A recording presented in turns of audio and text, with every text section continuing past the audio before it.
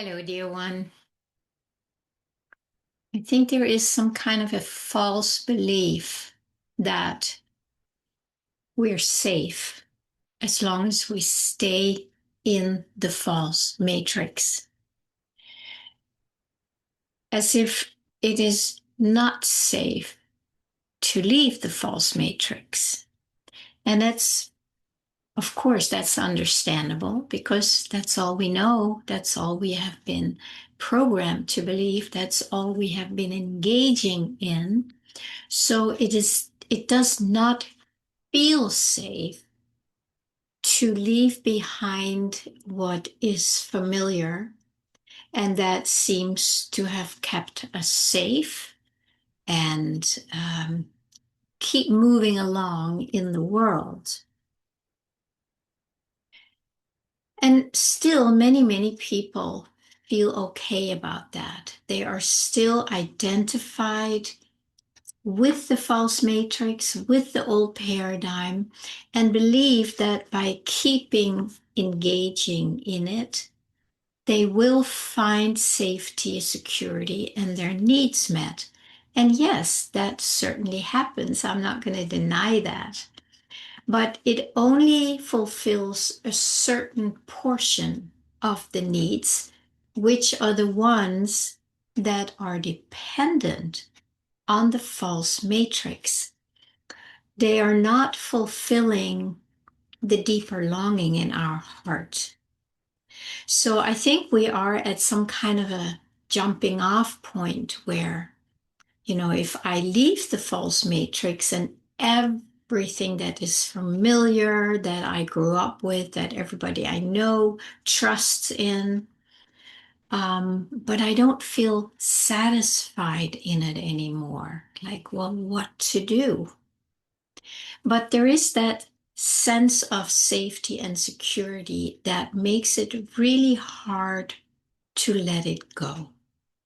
So let's at least first acknowledge that, like, openly. Let's just hold it here and expose it. It's like, yeah, I actually feel safe and secure in the false matrix, even though you may already know that most, if not all of it, is fake, is not real, is made up, is a virtual reality, right? So if we want to move to the heart, to what's true for us, to what will really satisfy and fulfill us, we have to find a way to leave the false matrix.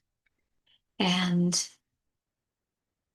I think it's also important to start accepting the idea that it is not safe to stay in there. Even those places where it feels and seems safe, the familiar, whatever, the home, the bank account, the medical system, these are the places that we have put a lot of faith and trust in.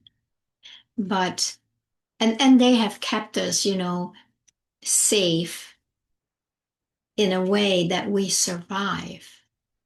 There are those who have been able to manifest a lot of money, and of course, they feel more safe because they can do whatever they do because they're not experiencing lack in the physical.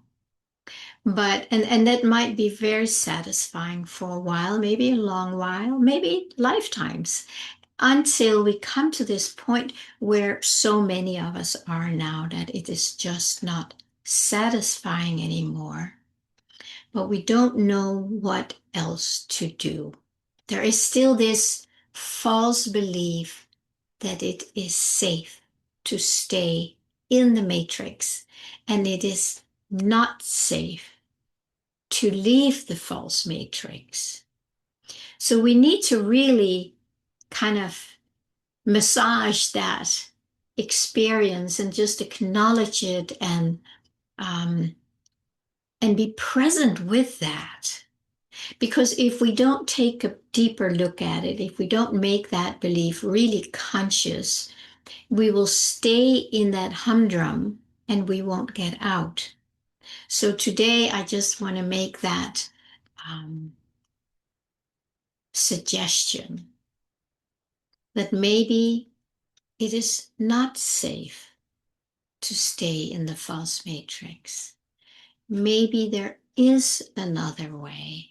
And I don't know what false matrix means to you, but I can share that to me, it basically means everything that we have made ourselves dependent on because we didn't have any other choices. We didn't know any better. We were born into it. We grew up in it. We saw our parents do it, everybody around us. So we have not questioned it. But I know if you're on my channel, there's probably something in you that is questioning that, and rightly so.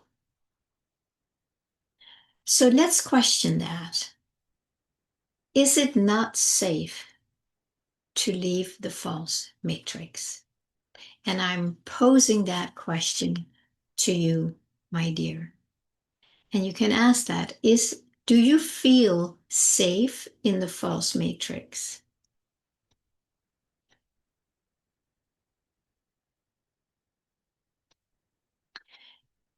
Do you feel unsafe if you would leave it?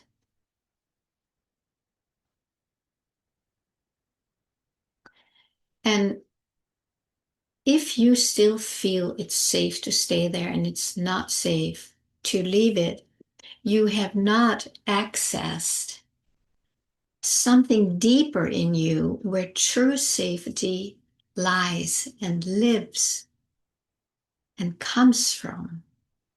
And that is the new earth that you are longing for. You are longing for more peace, more joy, more love, more community, more connection, all the things that are living inside of us here. But we have suppressed it for so long in order to find safety in a false matrix. So we have never really connected inside with where it all comes from. If we really acknowledge that the false matrix is basically a simulation, it's a program in our mind that's being projected out, that it's not real, it's an illusion.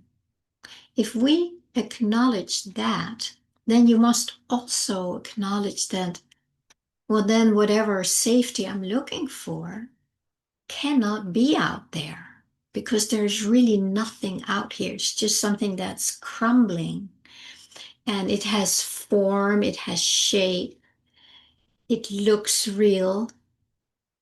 But I remember when my cat Sasha died about 6 months ago. As when she died, I was still really connected with the physical. And then when I put her in the ground and covered it all up, it was this interesting, like, oh my God, she was never there. That body was never real. And it was an inside experience or realization. But what was real was the love that we shared and still do. So there was something that really shifted in me to see the unrealness of the outer world and realizing it's all happening in our mind. So when you realize that, or when you accept that, then it makes sense that, you know, this outer cannot make me feel safe because there's really nothing real out there. It just seems real to my five physical senses. So if it's true also that the kingdom of God is within, then that must be where our safety comes from. And again, these are statements or quotes or whatever that if we accept them really as like big yes or a conviction or even like, well, it has to be true. I want this to be true and I'm going to put all my attention on there, right? Then you are shifting from the fear-based uh, safety and security to a place where it is real and alive, but we have to bring it here. We can't go out and find it out there. We can do it for a while and just be part of that dream we live in. But when you're waking up from the dream, like so many of us are, you go like, wow, that's actually not real. There is no safety out there. It just seems like it. And it feels like it for a long while, many times. But we have to remember we are moving into a different state of being where all that stuff, we're going to realize that it is not real. So we have to start looking for what is real. And that is, of course, our consciousness, our I am presence, our heart. It's like the portal. So that's why the shift from the old paradigm or the false matrix, if we want to leave it and feel safe, we have to go here where safety exists. And we need to place ourselves, it's like a portal. The safety, the fulfillment, the love, the peace, it's already here inside of us.